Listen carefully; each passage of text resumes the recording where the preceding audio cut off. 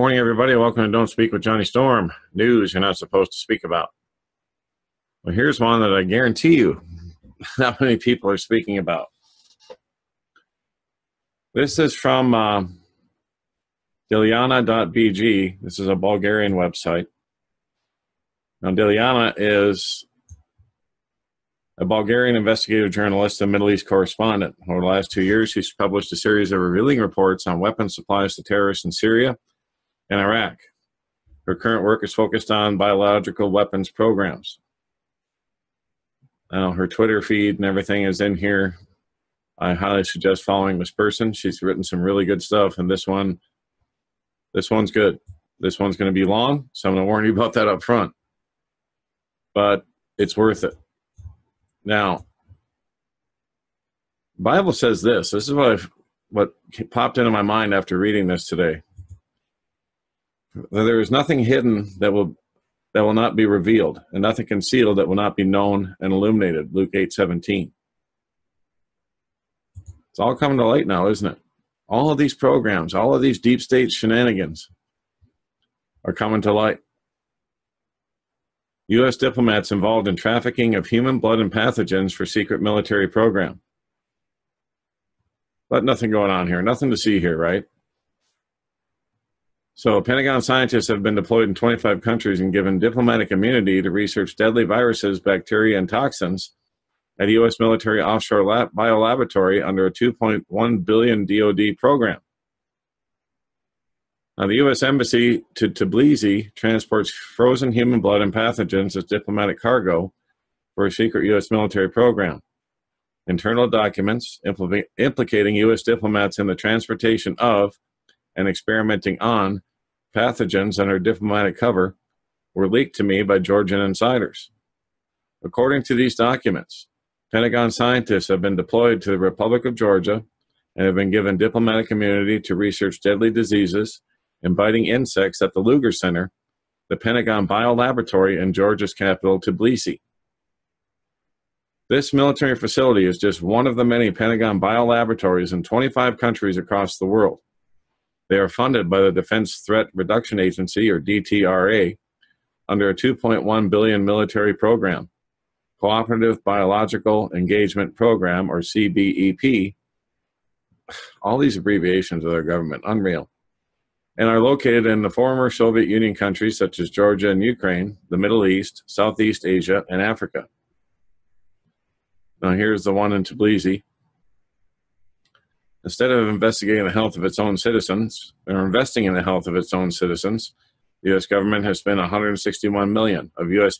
taxpayer money on the Lugar Center in Tbilisi for research on deadly diseases and biting insects abroad. Now, the question is, why is all of this top secret? Why is it all classified? And that gives you a map from Tbilisi to the airbase. We also have troops stationed here as well. Did you know that? They're there. Now, the Pentagon Biolaboratory is heavily guarded. All passers-by within a radius of 100 meters are filmed through the military biolaboratory is located, although the military biolaboratory is located within a residential area. Great place for a biolab, right? You got guinea pigs right next door. Now here's a picture of her being filmed while talking to local residents on the street near the biolab. She wanted to know why the guards were filming her, and they warned her that if she didn't comply, show my passport, and leave this place, she would be arrested. My official request to the Lugar Center for access to the facility and for interviews has also been rejected. And there's security checking her out. Secret experiments at night. However, I go back at night when the laboratory is seemingly still working. No matter how far the distance, the air is laden with the smell of chemicals. The smell coming from the Lugar Center at night is blown by the wind to the residential area.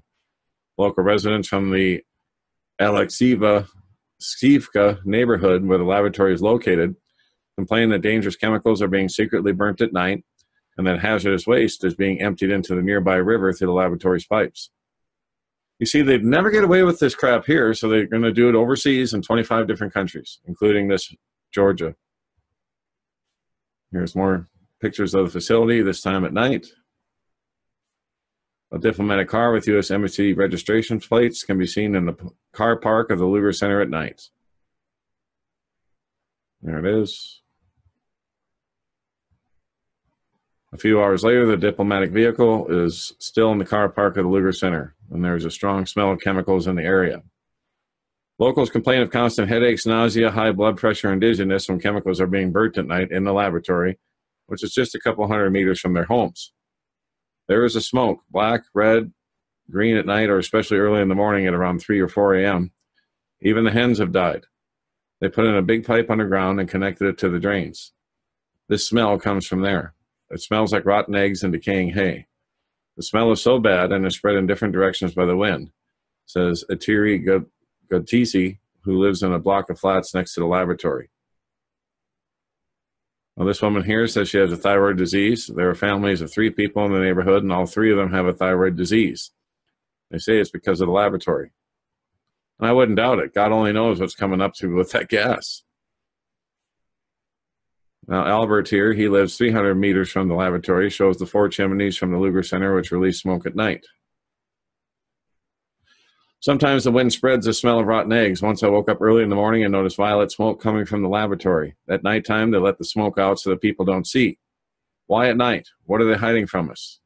He asks, and then provides another worrying fact. There are big blue plastic pipes along the street from the laboratory and from where everything goes to the river, which is 3 to 4 kilometers away. Not only do they pollute our air, but they also poison our water. Now here's one I bet you've never heard of. Locals, poisonous gas killed 2 Filipinos. Neighbors recall a tragic incident involving 4 Filipinos who worked at the Lugar Center. 2 of the foreigners died of an alleged gas poisoning in their rented flat in Block 44 of the settlement. The first time when they called emergency service, we were told that they had food poisoning from fish. But the second time when the ambulance came, there was foam coming out of their mouths. That sounds like sarin, doesn't it? What they're trying to fake in Syria? They were shouting, "Help, help," when they passed away. They took them away and covered it all up. It all happened here.